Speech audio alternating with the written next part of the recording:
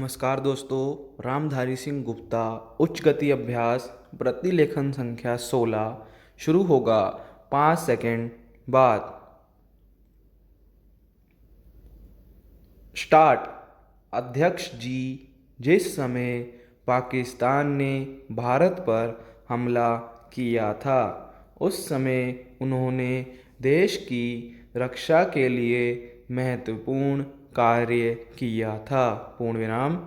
इसके साथ ही मैं मंत्री महोदय को यह भी स्मरण दिलाना चाहता हूँ कि शायद उन्होंने इस पर ध्यान नहीं दिया कि इस बार जो राष्ट्रीय पुरस्कार मिले हैं उनमें रेलवे प्रशासन को केवल 2 ही प्राप्त हुए हैं, जबकि मैं ऐसा मानता हूँ कि हमारी सेना के बाद अगर किसी ने युद्ध काल में सराहनीय कार्य किया है तो वह रेलवे प्रशासन अथवा रेलवे कर्मचारी और अधिकारी हैं।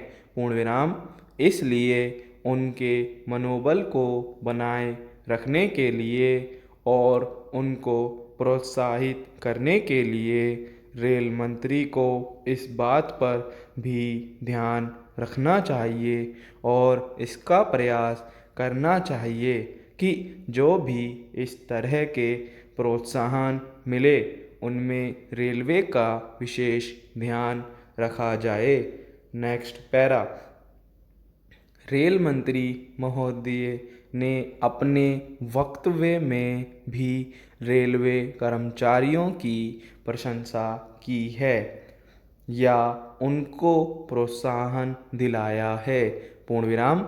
लेकिन यह प्रोत्साहन शांति काल में भी बना रहना चाहिए। पूर्ण विराम।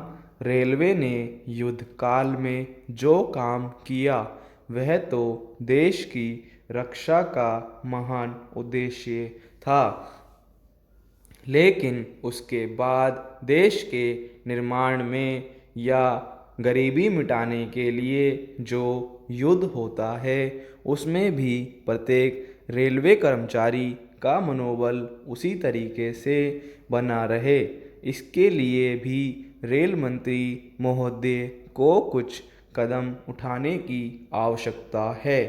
पूर्ण विराम। मैं ऐसा मानता हूँ कि वह किसी भी तरीके से करें, उनका तरीका कुछ भी हो, लेकिन उनको यह करना चाहिए कि जितने भी रेलवे कर्मचारी हैं, जो भी रेलवे को मुनाफा हो उसमें वह साझीदार हो। पूर्ण विराम।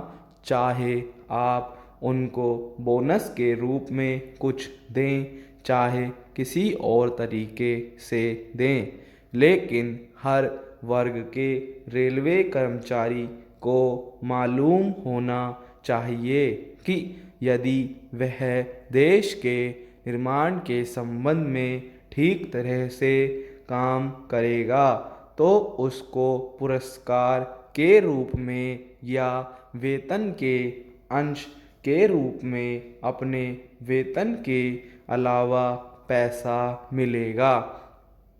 पूर्ण विराम। इसी प्रकार इस संबंध में मैं एक और सुझाव देना चाहता हूँ। पूर्ण विराम। स्वतंत्रता के बाद रेल प्रशासन भारत सरकार का प्रशासन हो गया, लेकिन यह लोकसभा एक विशेष उद्देश्य को लेकर चुनी गई है। पूर्ण विराम। यह उस कार्यक्रम का एक नमूना ही है। पूर्ण विराम। गांधी जी ने जीवन के सभी पहलुओं पर प्रकाश डाला था। पूर्ण विराम।